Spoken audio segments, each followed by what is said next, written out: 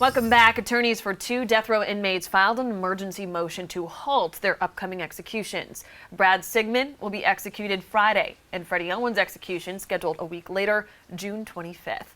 Now, both are set to be electrocuted, but their attorneys argue the state has not tried hard enough to get lethal injection drugs. Fox Carolina's Brookley Cromer breaks down what we know so far. Brad Sigmund has been on death row for nearly 20 years.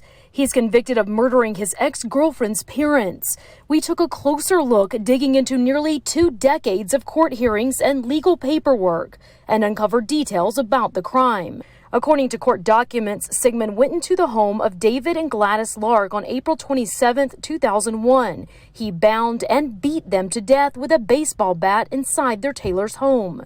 He then tried to kidnap their daughter, who ultimately escaped but suffered gunshot wounds. William Ailes is a capital defender based out of Greenville. He represents death row inmates and spent years working on Sigmund's post-conviction appeals. They asked, how do you defend someone that has committed these crimes? And really, I don't defend what they do.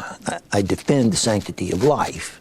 And I try to understand their background and how they came to be in those circumstances. South Carolina recently revised the state's capital punishment law, making death row inmates choose between electrocution or a firing squad, since the state has not been able to get lethal injection drugs. According to court documents we obtained today, Sigmund's current attorneys question the constitutionality of electrocution, with lethal injection being the state's primary method of execution up until last month.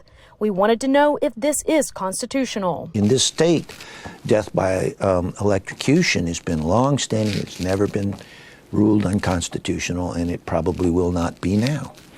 Brookley Cromer, Fox Carolina News.